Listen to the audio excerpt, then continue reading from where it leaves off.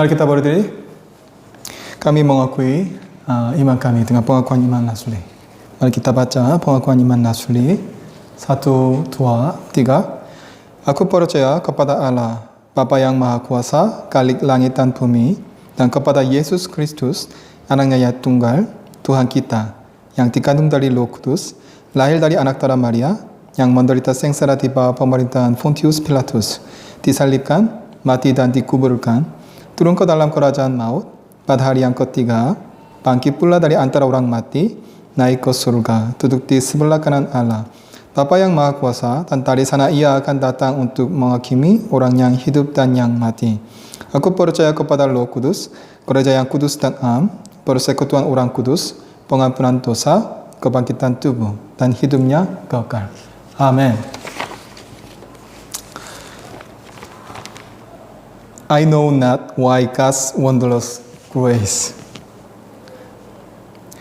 I know not why God's wondrous grace to me He has made known, nor why unworthy Christ in love leading me for His own. But I know whom I have believed and am persuaded that He is able to keep them which have committed unto Him against that day. I know not how this saving faith to me He did impart, nor how believing in His word wrought peace within my heart. But I know whom I have believed and am persuaded that He is able to keep them which have committed unto Him against that day. I know not how the Spirit moves, convincing men of sin, revealing Jesus through the world, creating faith in Him. But I know whom I have believed and am persuaded that He is able to keep them which have committed unto Him against that day. I know not what of good or ill may be reserved for me, or weary ways of golden days before His face I see. But I know whom I have believed and am persuaded that He is able to keep them which have committed unto Him against that day. Amin. Mari kita berdoa. Saya berdoa dalam bahasa Korea. Mari kita berdoa bersama. 주님 감사합니다. 하나님 오늘도 이렇게 정말 좀 기쁘고 즐거운 행복한 주일 허락하여 주셔서 주님 너무 감사합니다. 오늘 7월 첫째 주 예배로 드리고 있습니다. 이전에 함께한 우리 이블라트나 아공, 리아나 주님 복에 복을 더해 주셨고 함께하여 주셨고 삶 가운데 늘 형통할 수 있도록 주여 붙들어 주시기 원합니다. 하나님 오늘 또 하나님의 말씀 앞에 섭니다. 하나님 말씀을 나눌 때 저희가 하나님의 말씀을 받아들이고 그 말씀대로 또 살아갈 수 있도록 주여 붙들어 주시기 원합니다. 성령 충만함을 채워주시기 원합니다. 부족한 중에도 하나님의 말씀을 전할 때 성령 충만함을 채워주시고 담대하게 하나님 말씀을 전파할 수 있도록 붙들어 주시기 원합니다. 아버지 감사합니다. 이 모든 말씀 살아계신 우리 주 예수 그리스도의 이름으로 기도드립니다. 아멘. Selamat siang semua. Semua sehat? Puji Tuhan. Saya juga sehat. Saya senang sekali. Saya senang, sangat senang karena kami berkumpul bersama untuk ibadat minggu pertama di bulan Juli. Saat ini kami menawarkan layanan online karena virus corona, tetapi saya berdoa dan kami berdoa untuk hari untuk berkumpul bersama dan beribadah bersama. Ya, kita harus berdoa. Ya.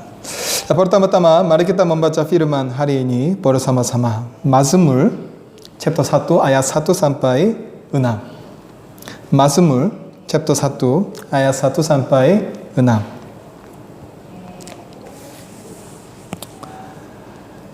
Mari kita baca 1, 2, 3. Berbahagialah orang yang tidak berjalan menurut nasihat orang fasik, yang tidak berdiri di jalan orang berdosa, dan yang tidak duduk dalam kumpulan pencemu. Tetapi yang kesukaannya ialah Taurat Tuhan, yang merenungkan Taurat itu siang dan malam. Ia seperti pohon yang ditanam di tepi aliran air, yang menghasilkan buahnya pada musimnya, dan yang tidak layu daunnya. Apa saja yang diperbuatnya berhasil. Bukan demikian orang fasik, mereka seperti sekam yang ditiupkan angin.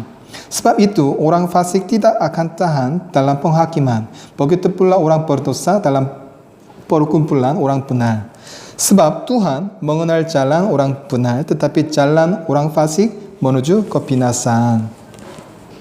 Amin. Mazmur adalah kumpulan puisi iman yang memuji Tuhan sebagai individu yang mencintai Tuhan. Mazmur ini terdiri dari 150 puisi dalam 5 buku. Puisi-puisi ini ditulis selama dari zaman Musa keluaran pada abad ke-15 BC hingga zaman keturunan Korah pada abad ke-5 BC. Dengan demikian, Mazmur diciptakan oleh puluhan penulis dari berbagai usia dan wilayah selama sekitar 1000 tahun. Namun puisi dalam Mazmur tidak dicatat secara berurutan sesuai urutan penciptaannya. Selain itu, karena puisi-puisi Mazmur diciptakan oleh berbagai penulis selama 1000 tahun, puisi-puisi itu tidak terdiri dari keseluruhan 5 buku dan 150 puisi sejak awal. Mazmur awalnya adalah salah satu lagu religius yang tak terhitung jumlahnya. Namun, lagu-lagu religius seperti itu dikumpulkan, diedit, dan diedit ulang beberapa kali dalam setiap buku untuk setiap periode untuk digunakan dalam pengorbanan resmi atau kehidupan pujian pribadi.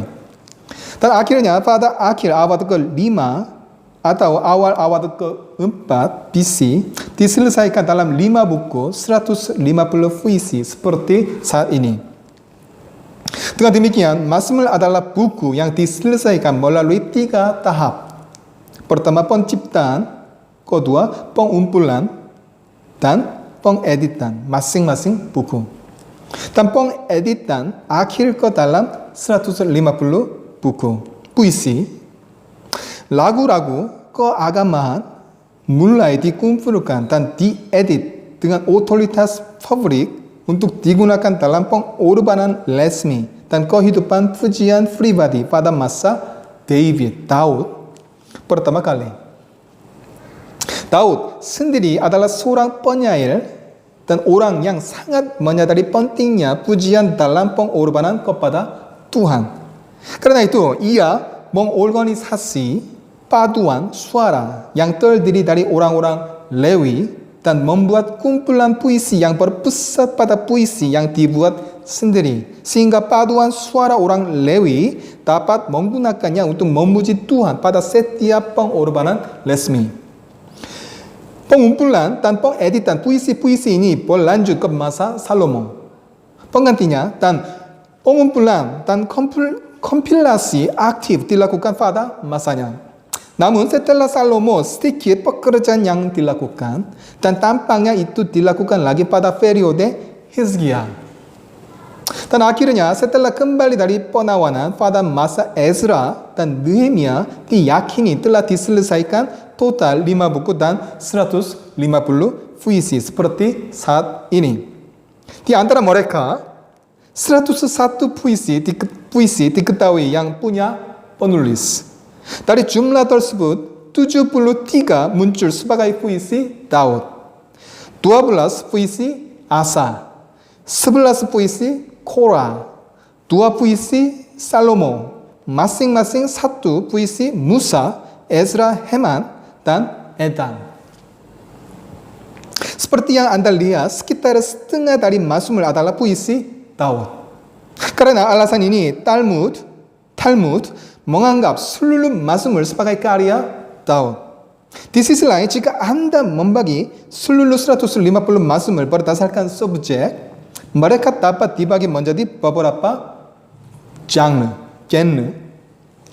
Hal yang menarik ketika mengklasifikasikan Mazmur berdasarkan topik adalah fakta bahwa puisi duka nampak dominan pada awalnya dan kemudian bergerak menuju rasa terima kasih atau pujian muncul. Di sisi lain, perlu dicatat bahwa Mazmur memiliki karakteristik penting seperti berikut. Fakta bahwa puisi dari Mazmur disatukan meskipun keragaman penulis, motif dan latar belakang penulis.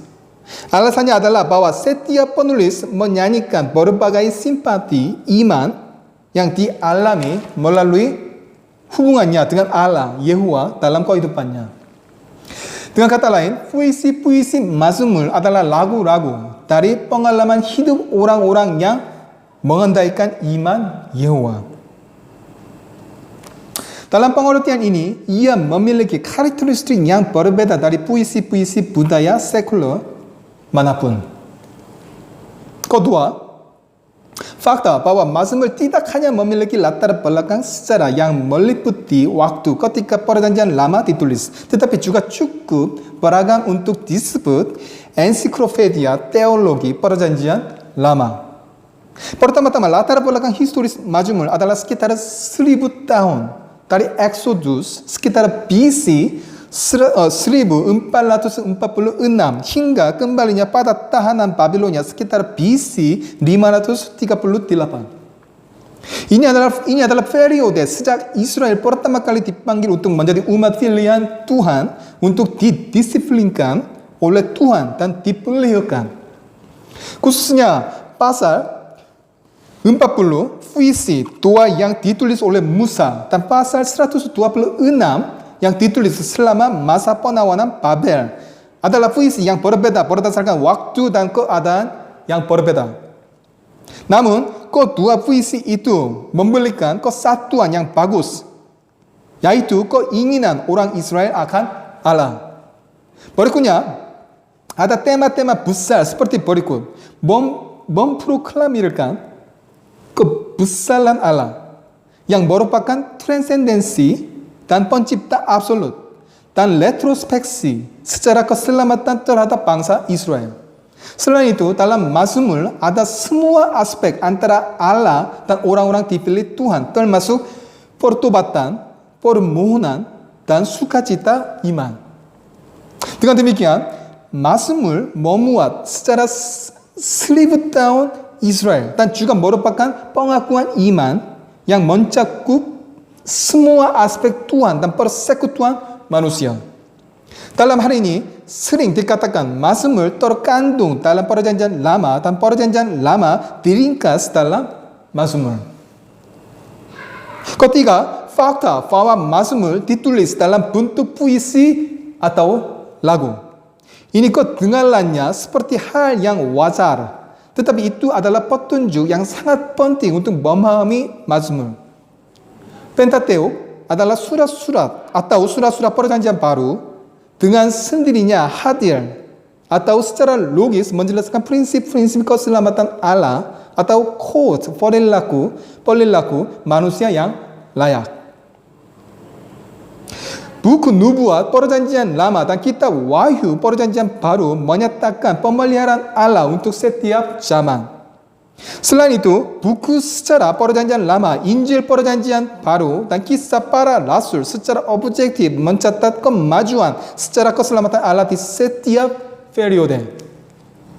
Dibandingkan dengan ini, mazmur adalah jantung dari semua jenis pikiran yang berasal dari manusia yang telah mendengar semua kata-kata di atas. Hidup di dunia sesuai dengan kata-kata atau dalam persekutuan dengan Allah berdasarkan kata-kata itu. Dalam mazmur ini kebencian dan kecemasan, perhormatan, permohonan, serta meledaknya sukacita dan kepercayaan yang kuat kepada Tuhan dicurahkan dengan jelas dan jujur.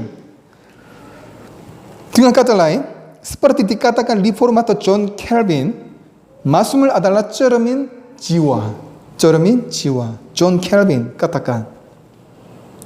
Keempat, mazmur bukanlah wahyu dari atas ke bawah yang dijelaskan secara logis, direkam secara objektif atau diperintahkan secara sepihak. Sebaliknya, itu adalah kumpulan pengakuan dan permohonan dari bawah yang dikirimkan kepada Allah di atas. Dengan demikian, mazmur mencari emosi motivasi diri yang membantu kita menggerakkan pikiran kita, membahasi hati kita, dan membuat keputusan dan harapan baru daripada menjelaskan atau mengarahkannya. Betapa banyak jiwa kasar telah jatuh ke dalam ayat-ayat mazmur yang hangat itu, dan betapa banyak hati yang kering telah menangisi kata-kata mazmur. Mazmur ini adalah lagu dari para senior iman yang berbagi persekutuan dengan Tuhan. Jadi, melalui mazmur kita menemukan dan bergabung dengan cakrawala persekutuan yang dalam yang dapat kita bagikan dengan Tuhan. Dalam prosesnya, emosi dan rahmat yang dialami oleh semua orang menunjukkan bahwa mazmur adalah pengakuan cinta kepada Tuhan, tetapi merupakan wahyu yang ditulis oleh ilham dan dipelihara oleh pemeliharaan Allah. Deskripsi Luther berikut ini merangkum perasaan para orang kudus yang membaca mazmur. Melalui mazmur kita melihat ke dalam hati semua orang kudus. Juga saya melihat ke taman surga penuh dengan bunga-bunga yang terdiri dari pikiran bahagia tentang semua jenis rahmat yang Tuhan tawarkan. Di tengah-tengah latar belakang ini, firman hari ini dimulai seperti berikut. Ayat 1. Berbahagialah orang yang tidak berjalan menurut nasihat orang fasik, yang tidak berdiri di jalan orang berdosa, dan yang tidak duduk dalam kumpulan pencemooh. Mempertimbangkan bahwa puisi itu adalah puisi pertama dari total 150 mazmur, dapat dikatakan bahwa semua mazmur menyanyikan fakta yang kontras ini secara keseluruhan. Dengan kata lain, penulis puisi ini menunjukkan isi esensial dari seluruh mazmur sebagai ayat pendek, 6 ayat dengan cara yang kompak. Oleh karena itu, editor mazmur menganggap puisi ini untuk memahami seluruh isi mazmur. Jadi dia menempatkannya di halaman pertama untuk membuka seluruh mazmur. Lebih jauh, tema puisi ini adalah salah satu tema terpenting dari 66 buku perjanjian lama dan baru. Jalan kehidupan untuk menjadi umat Allah dan hidup dekat dengan firman hukum yang merupakan kehendaknya dan mematuhi ajaran-ajaran hukum adalah jalan menuju kebahagiaan. Di sisi lain, memilih cara hidup menjauh dari hukum Allah dan mencari dosa adalah cara kehancuran yang melemparkan dirinya ke dalam kehancuran. Adalah Alkitab dan Mazmur yang dengan jelas menyatakan dua fakta ini. Selain itu, penulis buku ini berteriak bahwa kriteria untuk membagi kedua jalan, yaitu kebahagiaan dan jalan kehancuran adalah dalam sikap terhadap hukum. Karena hukum adalah ekspresi kehendak Allah terhadap manusia, terutama umatnya. Dapat dikatakan bahwa sikap terhadap hukum adalah sikap terhadap Allah. Tuhan adalah pencipta seluruh dunia dan kedaulatan sejarah, kedaulatan mutlak yang menentukan hidup dan nasib kita. Oleh karena itu, jelas bahwa seseorang yang mematuhi kehendak Tuhan menikmati kehidupan yang makmur dan bahagia, dan seseorang yang menolak kehendak Tuhan dihancurkan. Semua orang di dunia ini mencari kehidupan yang bahagia. Namun hanya segelintir orang yang hidup bahagia. Penulis puisi ini menyarankan cara untuk hidup dengan kebahagiaan nyata dalam kenyataan ini. Puisi yang berisi konten-konten ini digolongkan sebagai puisi kebijaksanaan. Dalam Alkitab, puisi hikmat mempunyai tema cara hidup yang baik dan standar.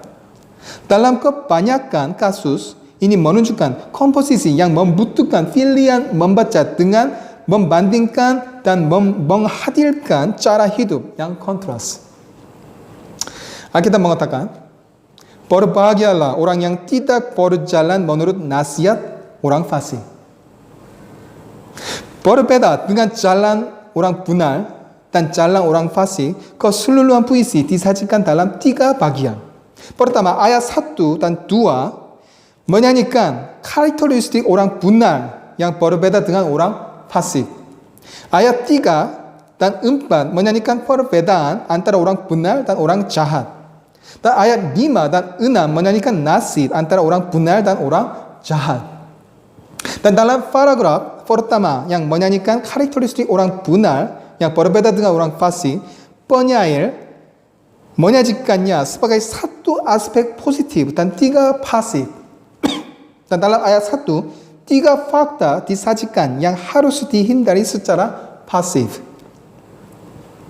Namun 3 perilaku pasif ini harus dihindari. Tipu daya orang fasik, cara orang berdosa, dan tempat orang sombong adalah 3 ungkapan berbeda dari suatu fakta. Tetapi mereka tidak independen. Semua tindakan ini melambangkan bentuk kejahatan yang harus dihindari umat Allah yang kudus. Untuk menekankan fakta bahwa mereka harus menghindari kejahatan mereka, penulis buku ini menggunakan aspek negatif dari orang jahat dan menggunakan kata law yang berarti negatif masing-masing 3 kali dalam bagian ini.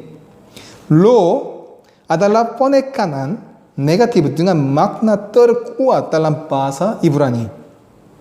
Melalui penggunaan kata yang terus-menerus, penulis puisi ini berulang kali menekankan kebahagiaan orang-orang tergantung sepenuhnya sikap yang menghindari tindakan orang fasik. Alkitab mengatakan, yang tidak berdiri di jalan orang berdosa. Dalam teks sebelumnya, nasihat orang fasik diganti dengan jalan orang berdosa.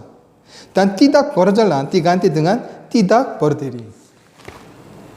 Ini membentuk triple parallel chord dengan yang berikut tidak duduk dalam kumpulan penjemu.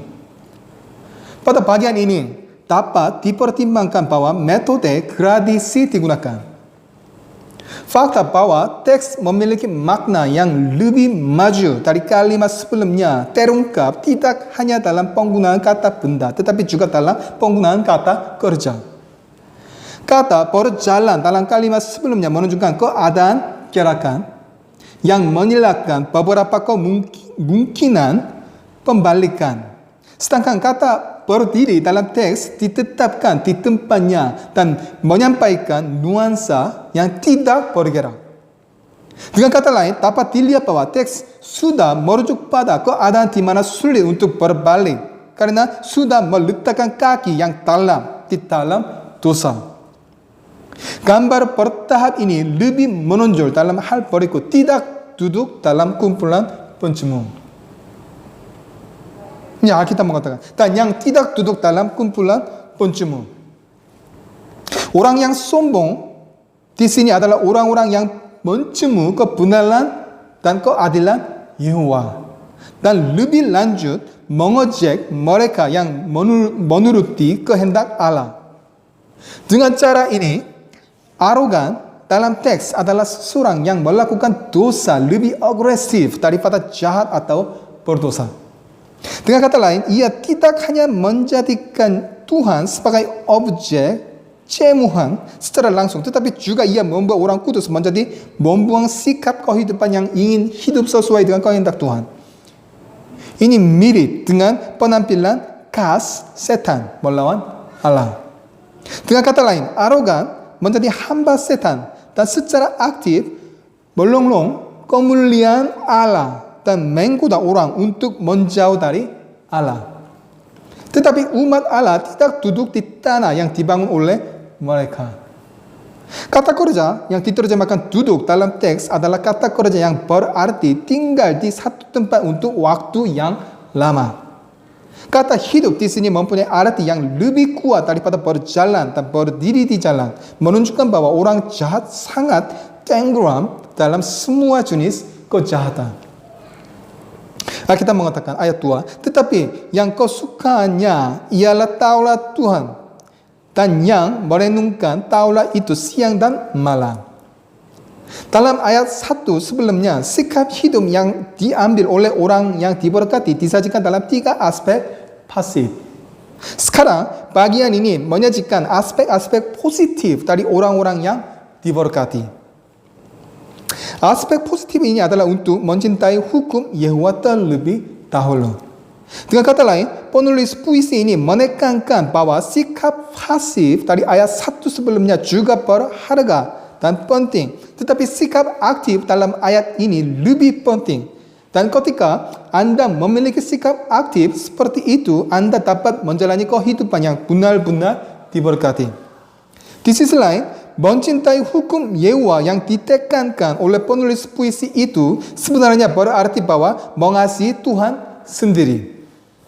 Hukum Yehova tidak ambigu dan batas antara benar dan salah sudah jelas. Sebenarnya hukum Yehova adalah ukuran dan standar untuk selalu membedakan secara jelas antara yang benar dan yang salah. Umat Allah adalah mereka yang bersukacita dalam hukum Yehova. Bagi mereka yang diberkati, hukum Yehova adalah kesenangan dan keinginannya untuk dipenuhi. Dia tidak senang mencari dosa dengan orang fasik, tetapi dengan hukum Tuhan. Karena itu, ia menjalani kehidupan meditasi pada hukum Yehova siang dan malam. Hukum Yehova mudah dibaca dan mudah diingat karena terbuat dari teks yang dapat dibaca daripada simbol atau gambar apapun. Seseorang yang diberkati hidup dalam meditasi terus-menerus tentang hukum Yehova. Kehidupan ini dipahami dengan cara yang sama seperti yang diperintahkan Musa kepada orang Israel untuk mengasihi Yehova. Ulangan chapter 6 ayat 4-9. Namun meditasi yang disajikan di sini tentu saja harus dipandang memiliki makna yang lebih mendalam. Meskipun itu berarti bahwa kata-kata hukum dihafal melalui mulut dan artinya diingat dengan hati.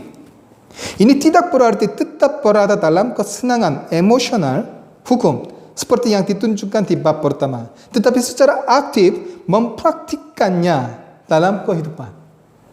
Dengan kata lain, seperti tersirat dalam ayat 1 ini menyiratkan bahwa mereka yang berbahagia akan menjalani kehidupan yang secara aktif memenuhi hukum, tidak seperti pengejaran orang fasik dalam kehidupan, jalan orang berdosa, dan kedudukan arogansi.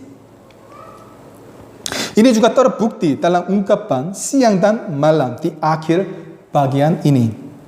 Ini tidak hanya menyampaikan makna siang dan malam sepanjang hari, tetapi juga kehidupan. Mereka yang diberkati tidak hanya merenungkan hukum pada siang hari, tetapi juga tinggal dengan hukum pada malam hari ketika mereka pergi tidur, dan bahkan hidup dengan hukum untuk setiap saat dalam kehidupan mereka. Karena itu harus dianggap tidak hanya menerima hukum dengan pikiran dan menerimanya dengan hati, tetapi juga berlatih dengan tubuh untuk merujuk pada kehidupan yang selaras dengan hukum.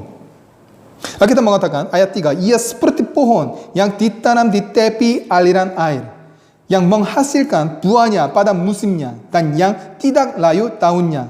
Apa saja yang diperbuatnya berhasil.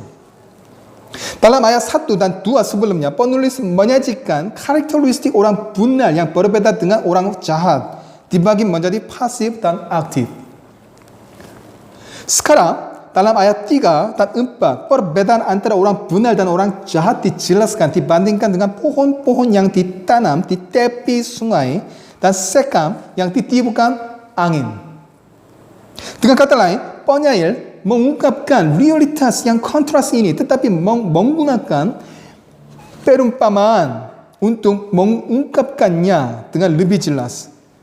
Pertama, penyair membandingkan kemakmuran orang benar dengan pohon-pohon yang mengikuti waktu untuk menghasilkan buah dan daunnya tidak kering karena ditanam di tepi aliran air.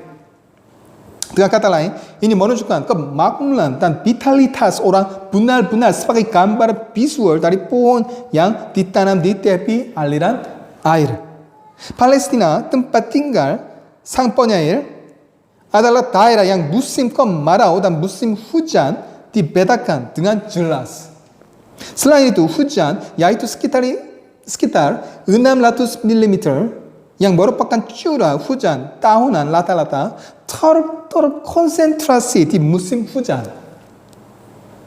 Oleh karena itu, sebagian besar geyser di Palestina mengalir melalui air selama musim hujan, tetapi mengering selama musim kemarau. Karena alasan ini ada banyak pohon buah yang pendek di Palestina. Namun pohon yang ditanam di tepi aliran air sangat besar dan tumbuh hijau dan menghasilkan banyak buah. Pohon yang ditanam di tepi air ini tidak pernah mengering karena aliran yang selalu mengalir adalah sumber kehidupan.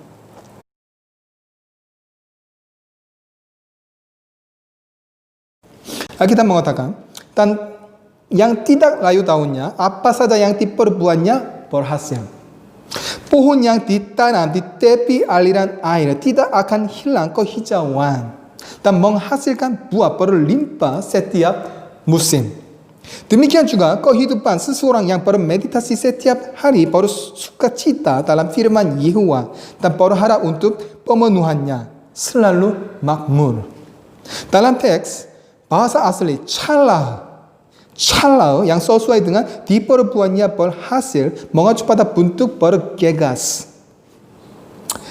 maju tanpa kasar, dan itu berarti segala sesuatu yang terkait dengan kerataan, kemakmuran, dan kemakmuran. Ulangan pasal 28 menggambarkan berkat apa yang diberikan kepada orang-orang yang mematuhi hukum Yehovah. Dan meringkas berkat-berkat itu dalam satu kata akan menjadi berkat dari calau ini. Kita mengatakan ayat 4, bukan demikian orang fasik, mereka seperti sekam yang ditiupkan angin. Ayat 3 sebelumnya mengungkapkan realitas orang benar, dan ayat ini diikuti oleh realitas orang fasik.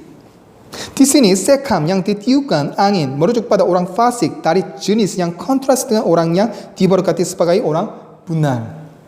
Pohon yang ditanam di tepi aliran air selalu hijau dan berubah setiap saat, dan akarnya jauh di dalam tanah Jadi betapapun kuatnya angin bertiup, mereka tidak jatuh.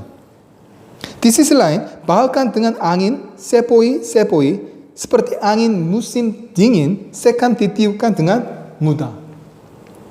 Di sisi lain, dalam teks utama, kata asli luasao yang bersesuaian dengan orang fasik adalah kata umum untuk semua orang yang dikenal sebagai orang jahat yang menyimpang dari standar Allah.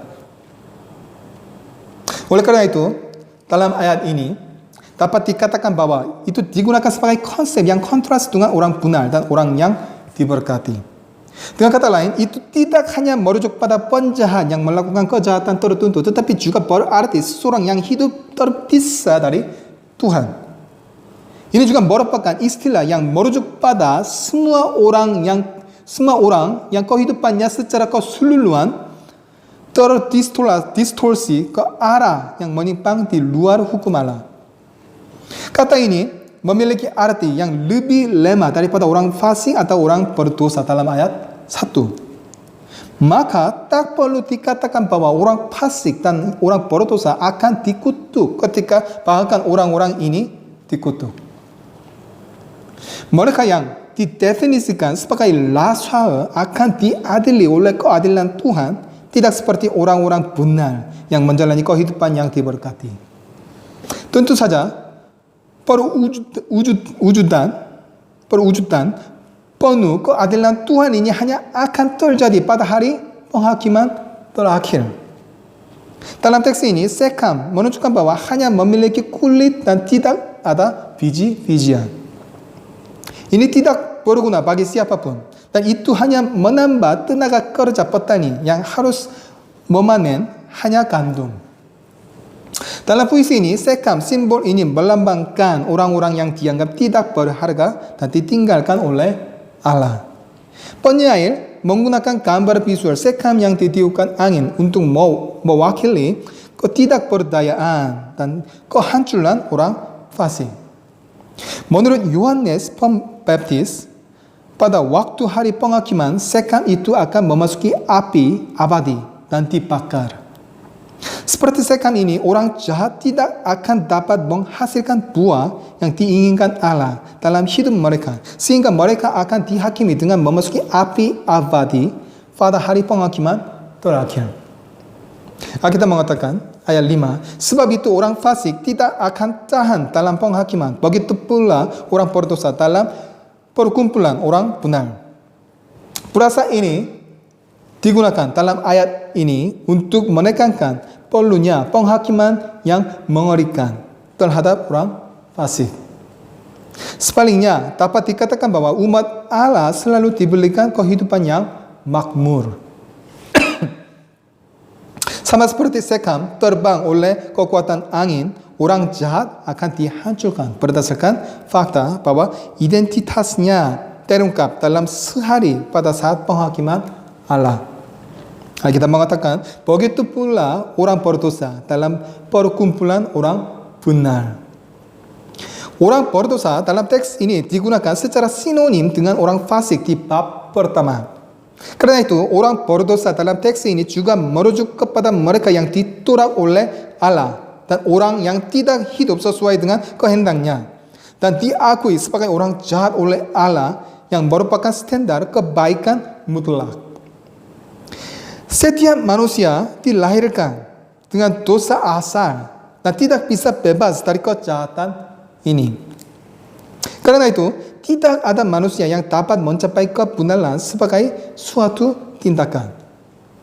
Namun, Tuhan senang dengan orang kudus yang punya iman dan juga senang dengan orang kudus yang ingin hidup sesuai dengan kehendak Tuhan.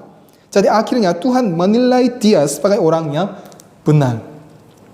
Teks ini menekankan pemisahan menyeluruh antara yang benar dan yang jahat. Ini dijelaskan dalam ungkapan tekstual bahwa orang berdosa tidak akan pernah berdiri di dalam jemaat orang benar. Isi dari ayat ini berbicara tentang nasib orang fasik yang menyedihkan. Namun demikian, ini juga secara tersirat menyampaikan tidak boleh dimasukkan ke dalam posisi orang berdosa dengan selalu berjaga-jaga terhadap dosa agar dapat hidup sebagai orang yang diberkati. Alkitab mengatakan ayat 6, sebab Tuhan mengenal jalan orang benar tetapi jalan orang fasik menuju kebinasaan. Ayat 6 bersama dengan ayat 5 sebelumnya memiliki karakter sebagai kesimpulan dari keseluruhan puisi ini dan menyanyikan nasib yang kontras antara orang benar dan orang jahat. Secara khusus ayat ini berfokus pada sikap Allah Yehuwa terhadap orang benar dan orang fasik. Dengan kata lain, ayat ini tentang nasib eskatologis yang berlawanan dari orang benar dan orang fasik. Dalam teks asli, bagian ini dimulai dengan kata hubung yang disebut ki. Ki biasanya berarti karena itu. Dalam pengertian ini, penyair di sini memberikan alasan mengapa kehidupan orang benar makmur, sementara kehidupan orang fasik berakhir dengan penghakiman.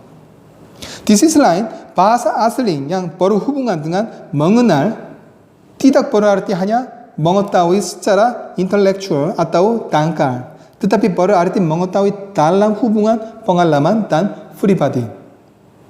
Ini ditafsirkan untuk memperlihatkan bahwa Yehuwa mengetahui gaya hidup orang benar secara mendetail, menerimanya sebagai benar, dan memiliki hubungan pribadi yang dekat dengan mereka.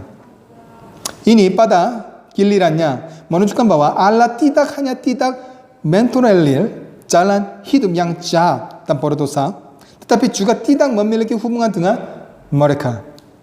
Mereka yang diakui oleh Tuhan dan mereka yang memiliki hubungan pribadi dengan Tuhan dijamin kehidupan yang makmur. Namun mereka yang tidak diterima oleh Tuhan dan mereka yang tidak memiliki hubungan dengan Tuhan pada akhirnya akan jatuh ke tempat kehancuran seperti deklarasi penyair di akhir puisi ini. Apa karakteristik positif dari orang yang diberkati? Apa karakteristik positif dari orang yang diberkati? Itu hanya untuk bersukacita dalam hukum Yehuwa. Itu hanya untuk bersukacita dalam hukum Yehuwa. Di sini hukum Yehuwa berarti semua ajaran Allah. Alkitab mengatakan bahwa mereka yang diberkati adalah hanya orang yang menikmati hukum Yehuwa.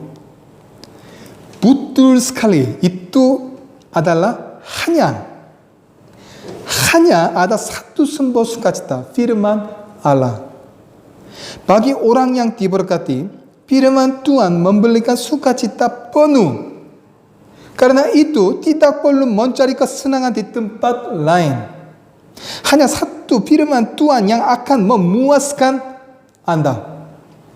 Apakah seseorang diberkati atau tidak dapat dilihat dengan melihat apakah dia menikmati firman Tuhan atau tidak.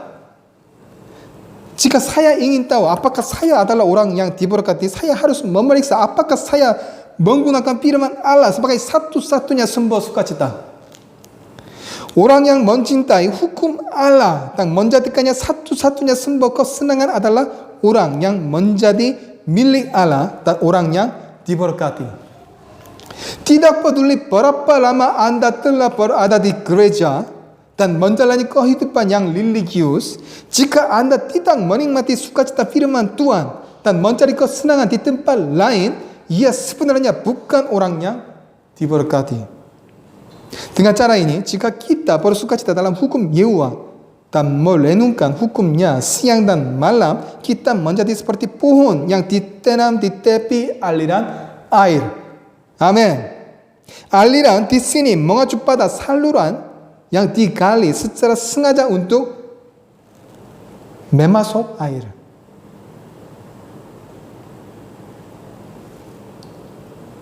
Karena air mengalir melalui saluran irigasi sepanjang waktu, pohon-pohon yang ditanam di sekitarnya menjaga kesegarannya dalam segala keadaan. Selalu menghasilkan daun hijau dan menghasilkan buah sesuai musim. Penyair mengatakan bahwa ini adalah kehidupan seseorang yang didasarkan pada firman Tuhan. Mereka yang hidup dalam firman Allah, yang bergantung pada Allah, akan menjalani kehidupan yang berubah dalam situasi apapun. Seperti yang Anda tahu, Alkitab berbicara tentang Allah sebagai sumber air hidup. Sungguh Tuhan adalah sumber air kehidupan. Karena itu mereka yang mendasarkan hidup mereka pada firman Tuhan akan menjalani kehidupan yang berbuah sambil mempertahankan kesegaran dalam keadaan apapun. Mereka yang hidup dalam firman Allah selalu dapat segera terlepas dari panas atau kekeringan karena akarnya menyentuh sumber air hidup. Selalu berbuah. Dengan demikian, seseorang yang dapat menghasilkan buah terlepas dari cobaan dan kesengsaran adalah orang yang benar-benar diberkati. Tentu saja hidup tidak bisa lepas dari cobaan dan kesengsaran saat menjalani dunia ini. Namun, ada orang yang bebas dari pengaruh cobaan dan kesengsaran semacam itu. Itu adalah seseorang yang menikmati dasar kehidupan di dalam firman Tuhan. Orang ini benar-benar diberkati. Saya baru harap dan berdua Anda semua memiliki dasar kehidupan di dalam firman Tuhan. Amin. Amin. Mari kita berdoa. saya berdoa dalam bahasa 코리아. Mari kita berdoa. 주님 감사합니다. 하나님 오늘 또 저에게 이 말씀을 주셔서 감사합니다. 시편의 말씀을 나누면서 좀 하나님 우리가 저에게 원하시는 것이 무엇인지를 깨닫게 됩니다. 좀 하나님의 율법을 즐거워하는 하나님의 말씀을 즐거워하는 제가 되기를 원합니다. 그래야 정말 시냇가의 신기운 나무처럼 늘 하나님으로부터 공급받고 또 열매 맺는 저희가 될 수 있도록 주여 붙들어 주시기 원합니다. 저희 한 사람 한 사람 주여 붙들어 주시기 원합니다. 성령 충만함을 채우시기 원합니다. 아버지 감사합니다. 이 모든 말씀 사랑해 주신 우리 주 예수 그리스도님으로 기도드립니다. 아멘.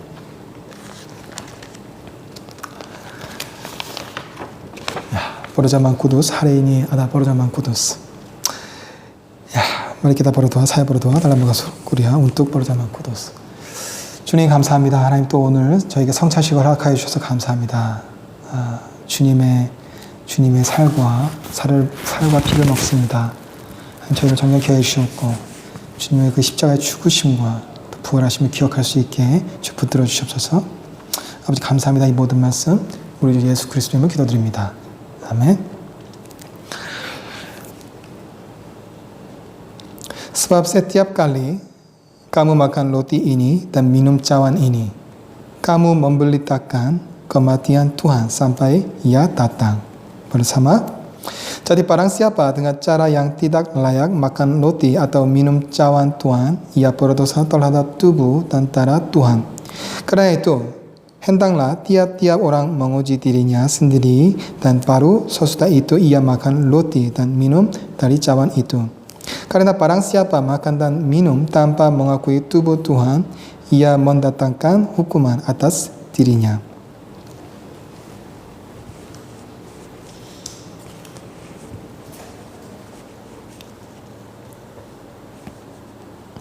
Sebab apa yang telah kuteruskan kepadamu telah aku terima dari Tuhan, yaitu bahwa Tuhan Yesus pada malam waktu ia diserahkan mengambil roti. Dan sesudah itu ia mengucap syukur atasnya, ia memecahkannya dan berkata, inilah tubuhku yang diserahkan bagi kamu, perbuatlah ini menjadi peringatan akan aku. Bersama, inilah tubuhku yang diserahkan bagi kamu, perbuatlah ini menjadi peringatan akan aku. Amin.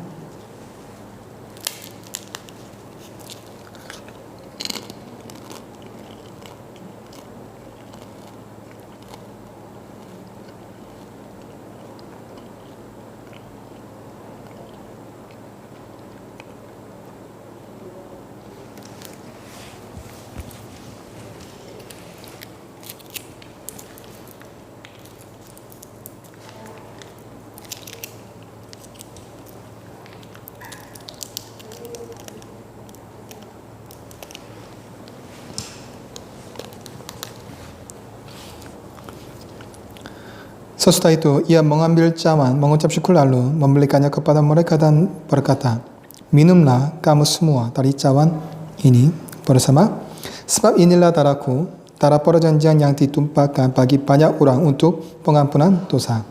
Cawan ini adalah perjanjian baru oleh darahku yang ditumpahkan bagi kamu. Amin.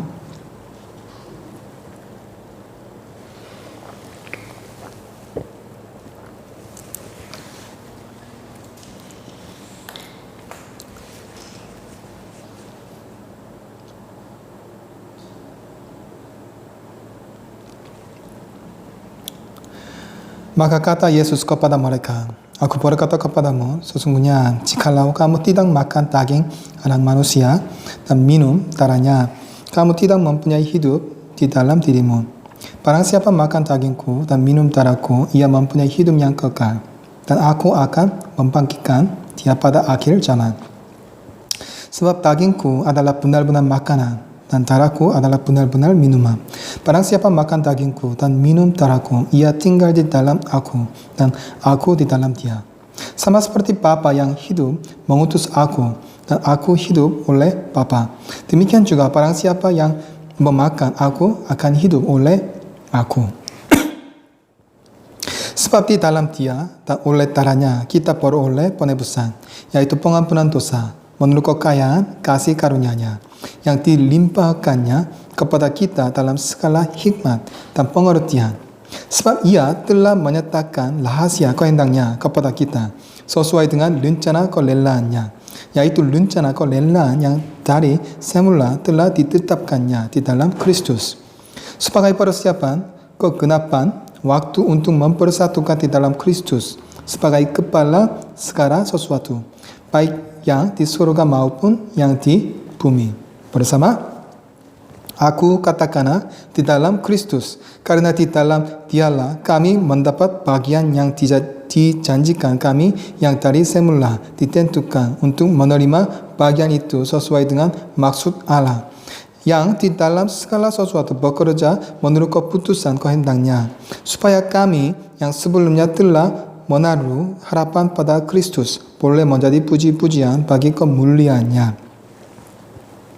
Di dalam dia kamu juga karena kamu telah mendengar firman kebenaran, yaitu Injil keselamatanmu. Di dalam dia kamu juga ketika kamu percaya dimeteraikan dengan Roh Kudus yang dijanjikannya itu, dan Roh Kudus itu adalah jaminan bagi kita sampai kita memperoleh seluruhnya, yaitu penebusan yang menjadikan kita milik Allah untuk memuji kemuliaannya. Bersama, amin. Puji-pujian dan kemuliaan dan hikmat dan syukur dan hormat dan kekuasaan dan kekuatan bagi Allah kita sampai selama-lamanya. Amin.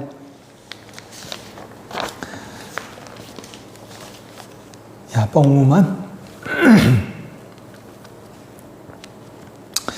Ya, kita masih berdoa. Kapan kita harus mulai ibadah offline? Tetapi situasinya masih serius. Jadi tolong tunggu dan berdoa. Okay? Berdoa. Tolong jangan lupa waktu doa jam 9. Setiap malam, setiap hari. Kita akan berdoa sampai virus corona selesai di dunia dan Indonesia. Okay? Tolong jangan lupa pembacaan Alkitab setiap hari, kecuali hari Minggu. Kita baca 2 pasal setiap hari dan sering membagikan isi perenungan dari ayat yang dipilih. Dan tutorial bahasa Korea akan berlibur selama 1 bulan. Jadi semester baru akan mulai dari tanggal 1 bulan Agustus. Okay? Puji Tuhan. Ya.